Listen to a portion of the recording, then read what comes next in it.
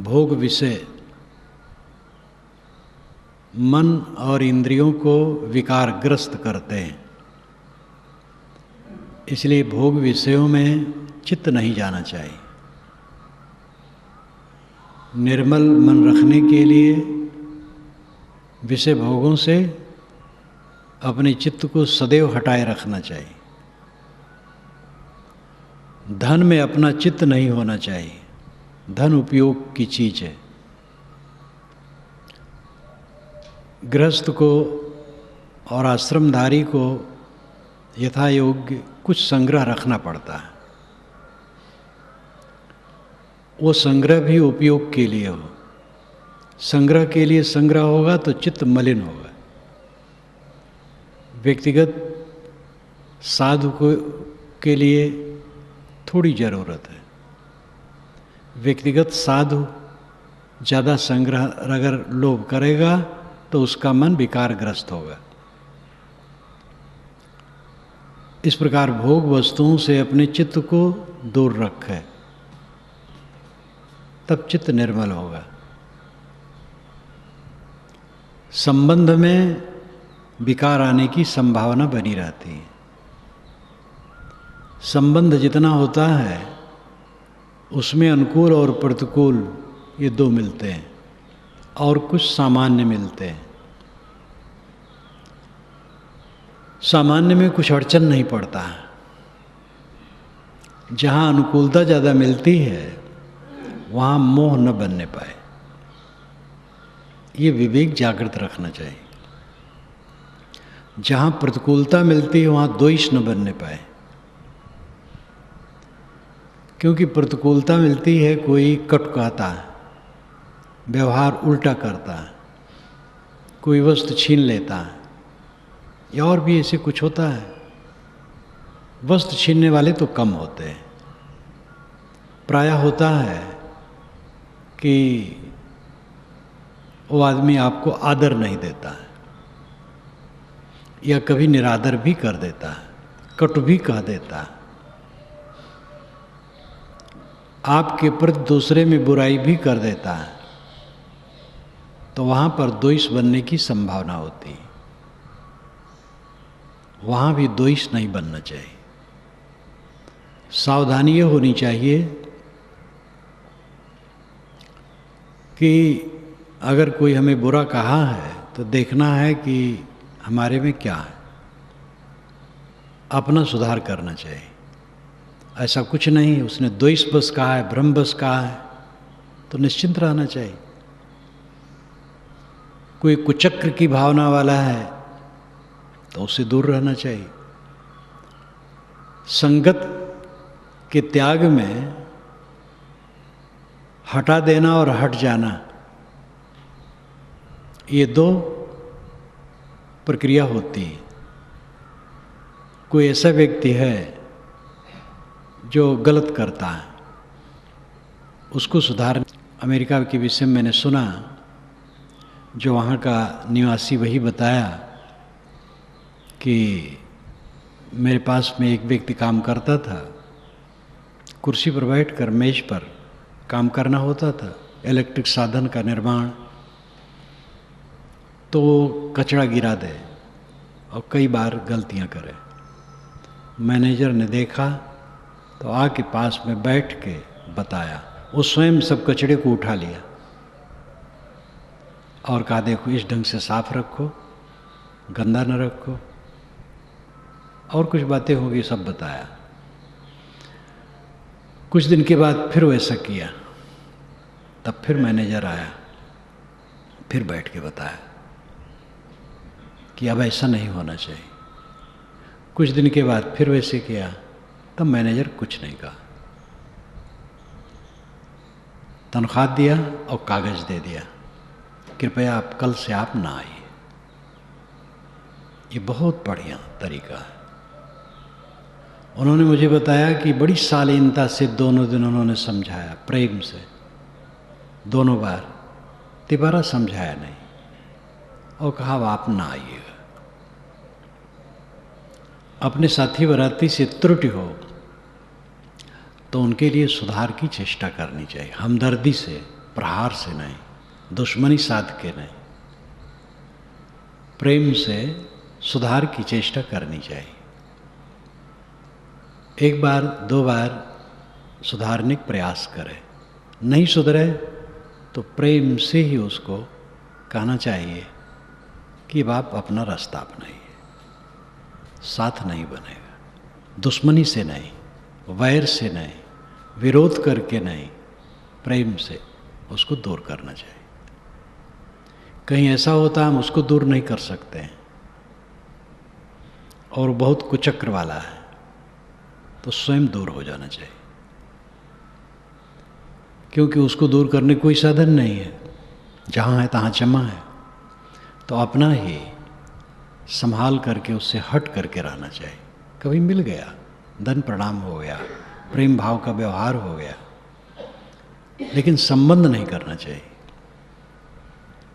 तो चित्त निर्मल रहेगा। किसी से गलती हो जाए, प्रहार शुरू कर दो, दुश्मनी शुरू कर दो, तो फिर चित्त आपका खराब हो जाएगा। सुधारने की चेष्टा करो। नहीं सुधरता है एक बार दो बार, तो प्रेम से उसको अलग करने की चेष्टा करो, दुश्मनी करके नहीं। जहाँ से तुम्हारा कोई बस नहीं है और उल्टा पलटा आदमी है, वहाँ से स्वयं दूर रहे।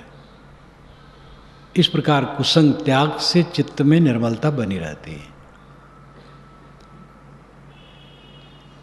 अपने लिए प्राय होता है अनुकूल प्रतिकूल आना, वो निरंतर बना रहता है। पति पत्नी है, गलती हो गई तो क्या करेंगे, निकाल देंगे। एक बार गांधी जी ने किया कि छुआछूत तो नहीं मानते थे, कस्तूरबा की उतनी प्रगति नहीं थी, तो कुछ बात थी किसी विषय में, तो उन्होंने कहा तुम निकल जाओ घर से, हाथ पकड़ करके दरवाजे पर कर दिया।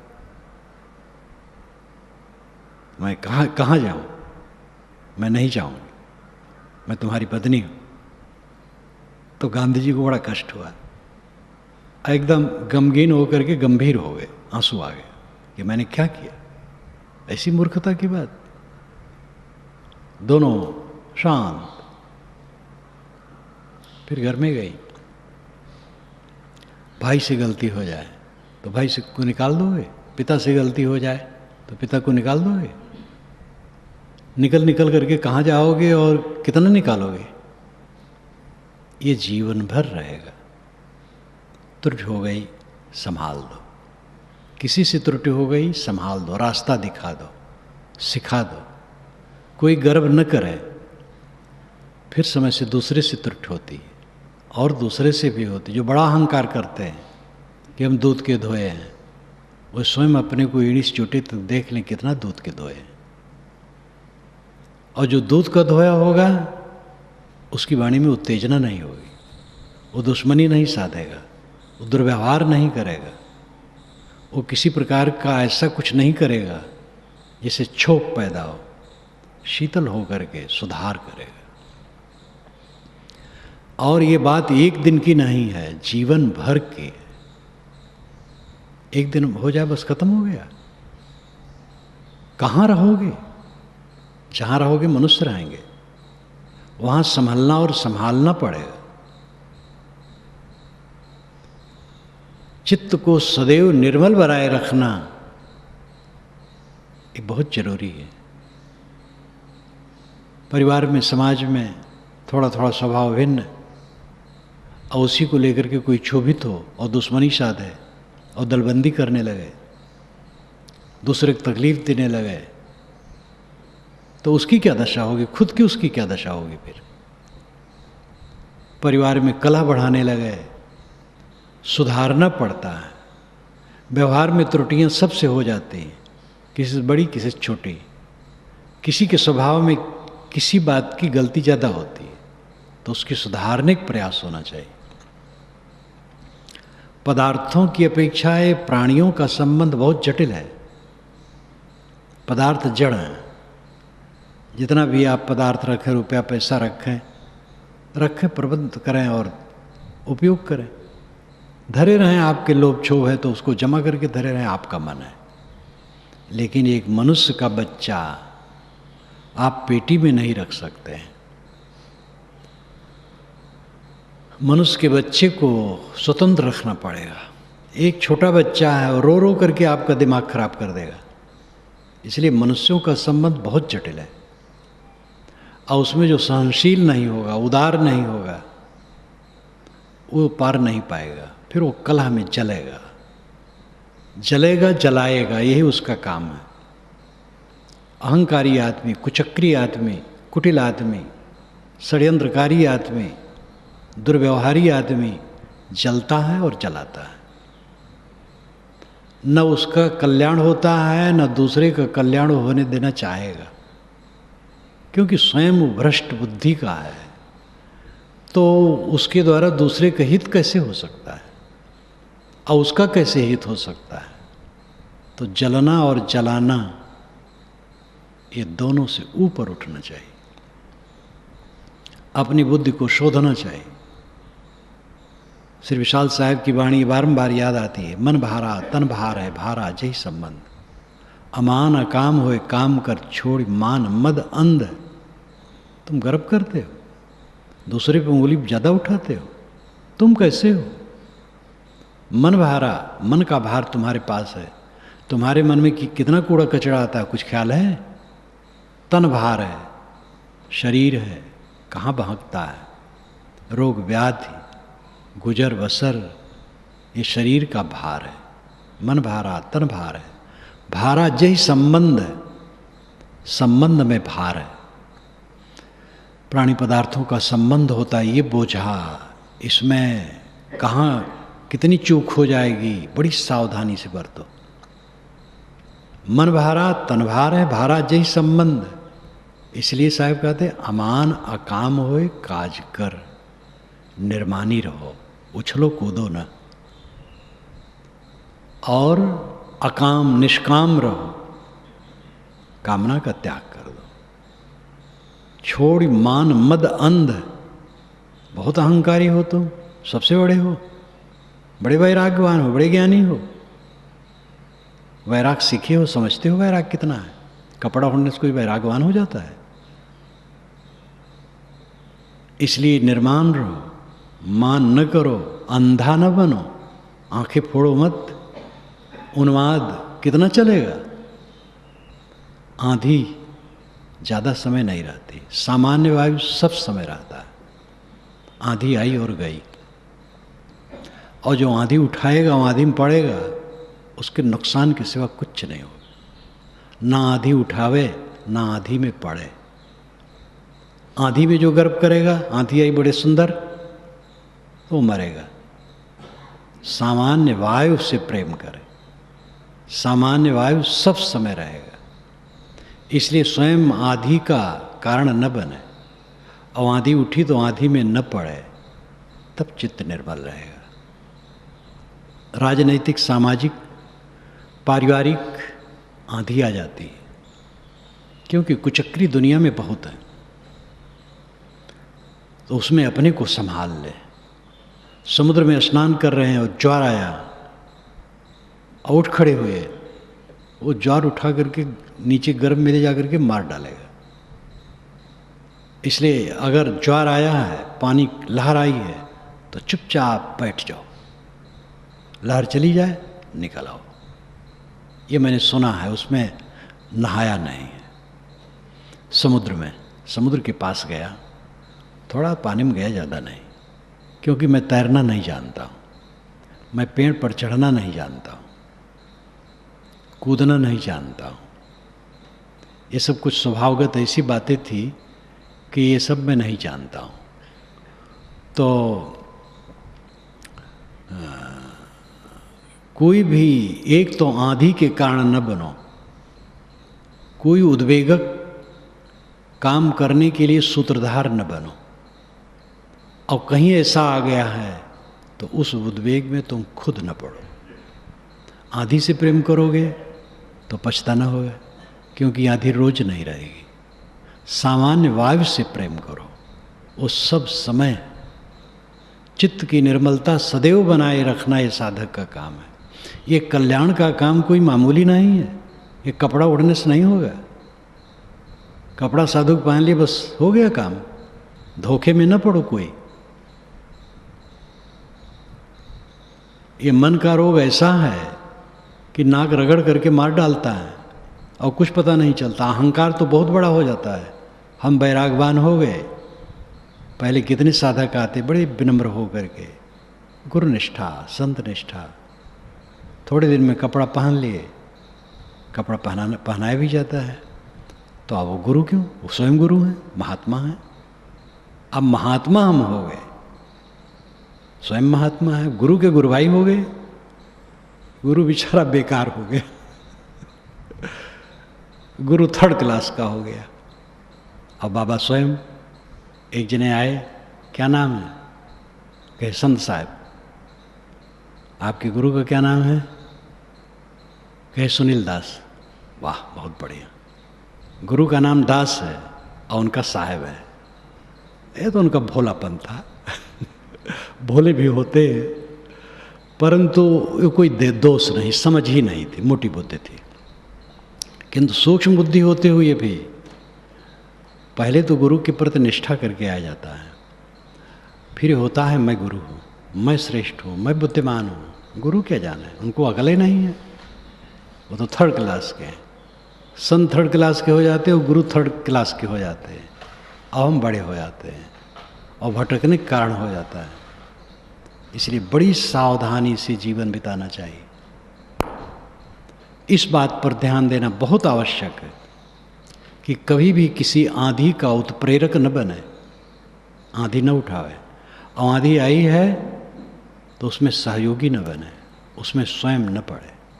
आंधी आएगी, चली जाएगी। जो आंधी को उत्प्रेरक होगा वो जलेगा, और जो आंधी में बहेगा उसको पश्चाताप होगा। आंधी शांत हो जाएगी तो उसको घोर कष्ट होगा, मैंने क्या किया।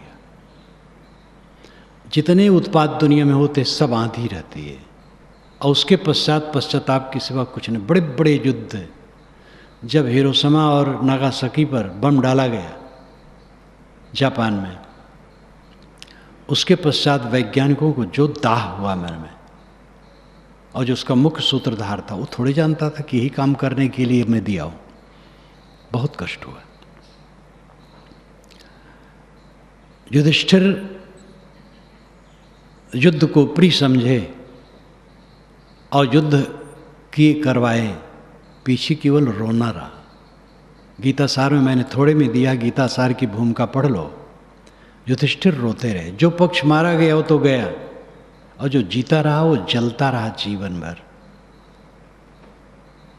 छोटी आंधी हो, बड़ी आंधी हो, जो आंधी के सूत्रधार बनते हैं वो पापी हैं, और उसमें जो बह जाते हैं वो मूर्ख हैं, और दोनों जलते हैं और कुछ फायदा नहीं होता है। बड़े बड़े युद्ध, छोटे छोटे आंदोलन का तो दूसरा भी होता है, सुधार के लिए भी आंदोलन होता है। और जैसे भी हो, छोटी आंधी, बड़ी आंधी, राजनैतिक, सामाजिक, पारिवारिक, कहीं भी कुछ हो, उसके सूत्रधारों को जलना पड़ता है, और उसमें जो पड़ जाते हैं उनको केवल पश्चाताप होता है। चित्त को निरंतर शुद्ध बनाए रखने के लिए महती आवश्यकता है। इन सब बातों से सावधान, स्वयं कुटिल न हो, षड्यंत्रकारी न हो, किसी को तकलीफ देने की भावना न हो, और दूसरे को उद्वेगित न करे। कहीं गलती है तो प्रेम से समझा दे। उद्वेग की सुधारने की चेष्टा होनी चाहिए, उद्गारनिक नहीं। न उद्वेग में पड़ो, न उद्वेगित करो, तो चित्त निर्मल रहेगा। विषय भोगों में न बहना, विषय भोगों से तटस्थ रहना, धन दौलत का संग्रह विवेक पूर्वक करना। जिम्मेदार लोगों को करना पड़ता है, लेकिन वो भी खर्च के लिए हो। घर का मालिक जमा करके धरे है, बाल बच्चों को ठीक से खिलाता पिलाता नहीं है, ये बहुत गलत है। समाज का अगुआ जमा किए है, लेकिन साधु समाज को कपड़ा भोजन व्यवस्थित नहीं देता, तो गलत है। इसलिए संग्रह खर्च के लिए हो, व्यक्तिगत संग्रह ज़्यादा ना हो। साधु को तो और ध्यान देना चाहिए, व्यक्तिगत संग्रह ज़्यादा ना हो, थोड़ा बस काफ़ी है। इस प्रकार भोगों से दूर, धन दौलत पर विवेक विचार दृष्टि और संग कुसंग में सावधानी, उद्वेगित न हो, उद्वेगित न करे, और ऊंच नीच स्थितियां जो आती हैं उन सब में समता धारण करके, धीरज धारण करके चले तो चित्त निर्मल रहेगा, सुबस रहेगा, सुखी रहेगा। ये पूरा संसार कूड़ा कचड़ा है। सब आदमियों को विवेक नहीं है, ये वेशधारियों को भी सबको विवेक नहीं रहता है। वेश तो धर लेते हैं, उनमें भी उनका दोष नहीं है। अनेक जन्मों के कूड़े कचड़े मन में भरे, वो समझ ही नहीं पाते। तो कहाँ कितना कब क्या उद्वेग आता है, क्या होता है, कुछ पता नहीं है। इसलिए बहुत सावधानी से बर्ताव करने की आवश्यकता होती है। ये मन का सारा जाल है और मन आपके हाथ में है। मन कोई स्वतंत्र वस्तु नहीं है, लेकिन मन को समझ लेना, मन को निर्वाल लेना, मन को ठीक कर लेना बहुत बड़ी बात है। और इसी के लिए जितने यहाँ विरक्त लोग आए हैं, गृहस्थ लोग आते हैं, सबका उद्देश्य एक है, चित्त की निर्मलता निरंतर बनी रहे, जिससे सुबह और शांत रहे, नींद खुले, आराम से चित्त तनाव रहित रहे, कोई काम करें प्रसन्नता भरी रहे। बिस्तर पर जाएं, कोई वितर्क न हो मन में, उद्वेग न हो कि करवट पट करवट बदलते रहें, नींद न आवे। बिस्तर पर जाएं, शांत सो जाएं, सुख की नींद रात भर सोएं, फिर सुबह उठें, काम करें। ये उद्देश्य रखो और इसमें सावधान रहो। जो सावधान नहीं रहेगा वो बहेगा और फिर अपना ही कर्मफल भोगेगा। उसको कौन सुधार सकता है? जो स्वयं विवेक से न चले और किसी के विवेक की बात को न माने, बूढ़े बुजुर्गों, गुरुओं, संतों, समझदारों, माँ बापों की बात न माने, उसके लिए फिर कल्याण कहाँ है? लकड़ी कहे लोहार से, तू मत जा रे मोही, एक दिन ऐसा होएगा मैं जा रहूँगी तो ही। लकड़ी लोहार से कहती है कि ए लोहार, तू मुझे क्या चला रहा है? एक दिन ऐसा आएगा मैं तुम्हें चलाऊंगी। कल माटी के लिए कहा था, ये भी लाक्षणिक है। लकड़ी और माटी ये क्या कहेंगे? बात समझाने का तरीका है। केवल लोहार को ही नहीं, हम सब को समझना है कि एक दिन शरीर जलेगा या मिट्टी में गलेगा या पानी में सड़ेगा या जमीन पर पड़ा रहेगा तो कीड़ों का भोजन होगा। और इस स्थिति को जो निरंतर देखता है वो अपने मन को साफ रखता है, कहीं कोई उद्वेग में पड़ना, गलत काम करना नहीं करता है।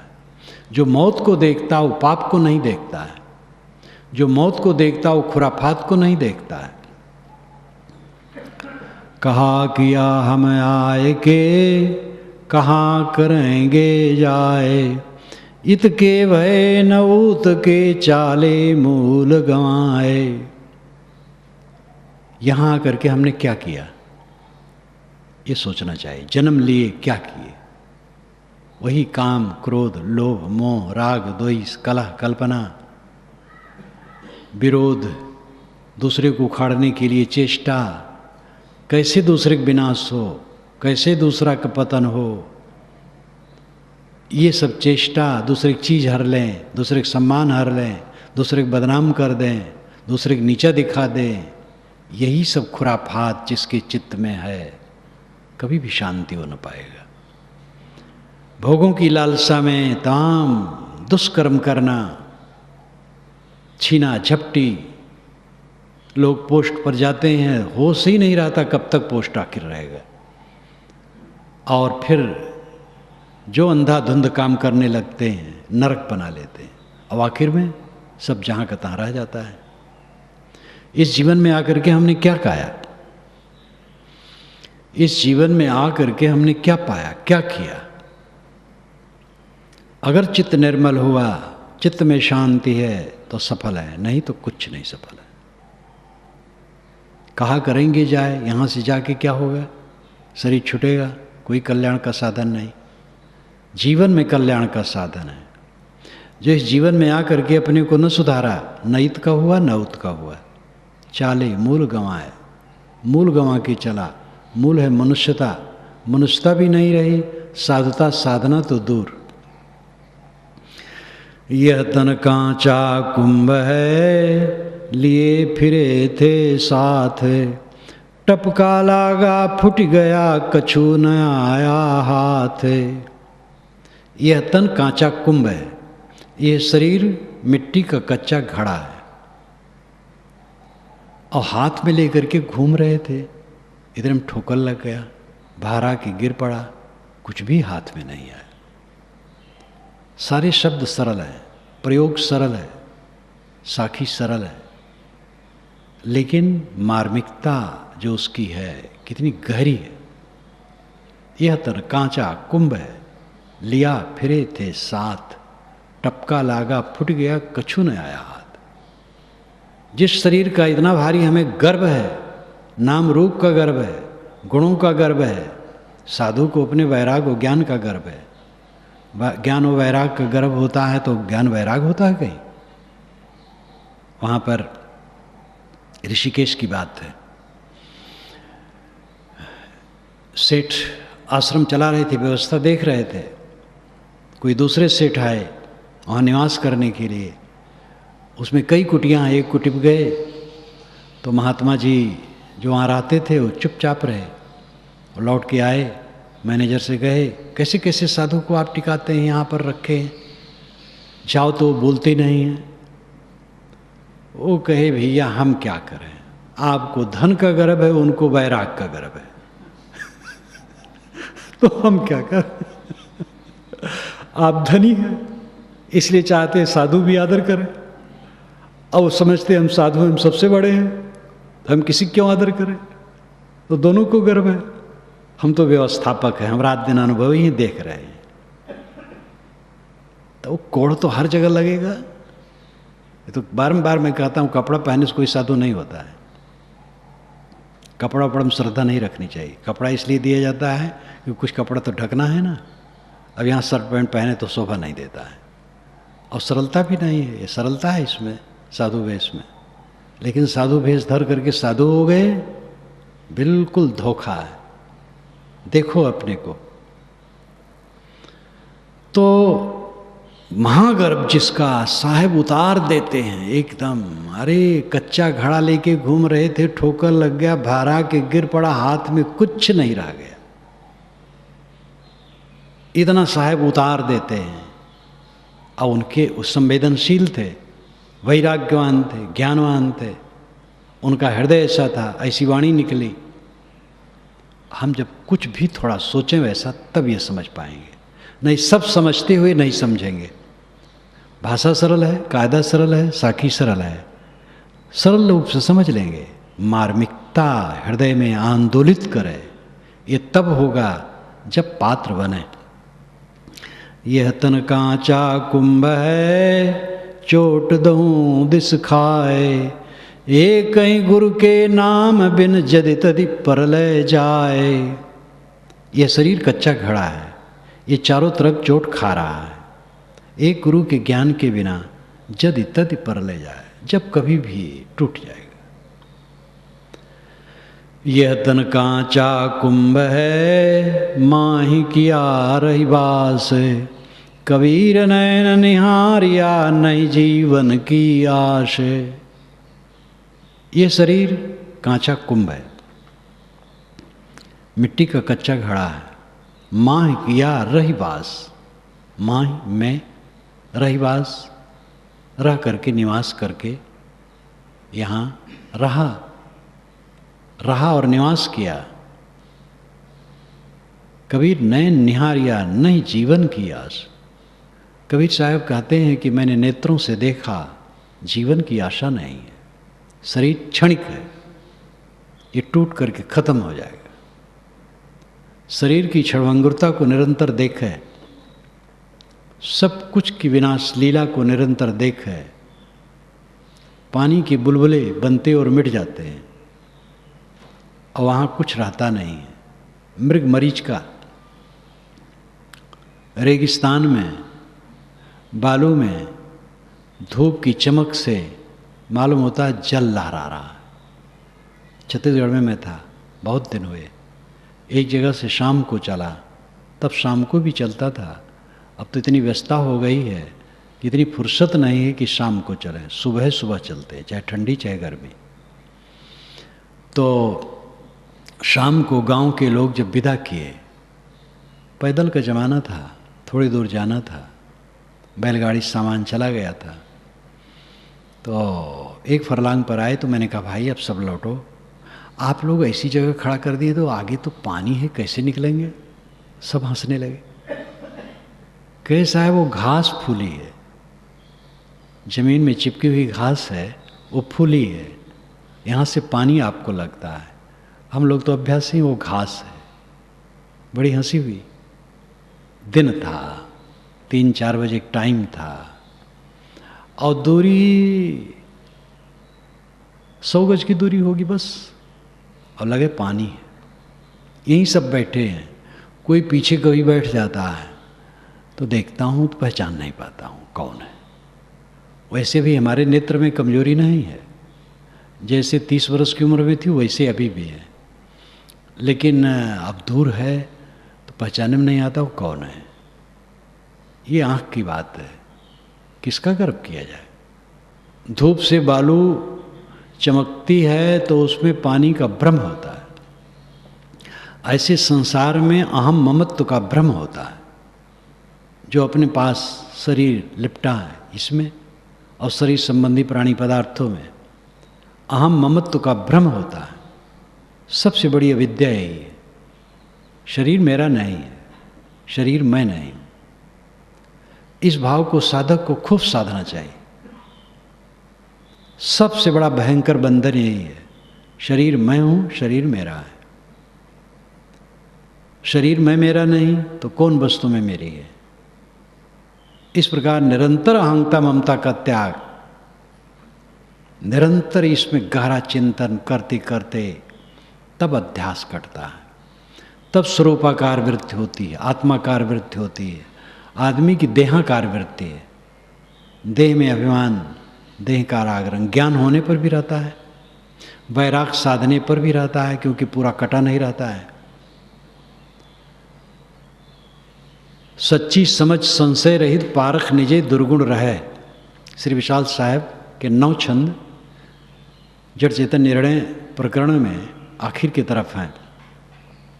मोक्ष शास्त्र में मूल को भी मैंने टिप्पणी में शायद रख दिया है, बहुत मार्मिक है। उसी में एक पंक्ति है, सच्ची समझ संशय रहित पारख निजे दुर्गुण रहे। सच्ची समझ है और संशय रहित है और अपने पारख की दृष्टि भी है, लेकिन अभी दुर्गुण शेष हैं, क्योंकि अभी दुर्गुण पूरे मिटाए नहीं जा सके हैं। जो अविवेकी होता हो तो थोड़े में समझ लेता मैं पूरा संत हो गया हूँ। विवेकवान निरंतर देखता है अपनी कसरों को और उसको निकालता है। कबीर नैन निहारिया नहीं जीवन किया, शरीर का कोई ठिकाना नहीं, सब समय शरीर को काल के गाल में देख करके अपनी साधना में तत्पर रहो। करने के लिए प्रयास करना चाहिए, चेतावनी देना चाहिए, सुधारे।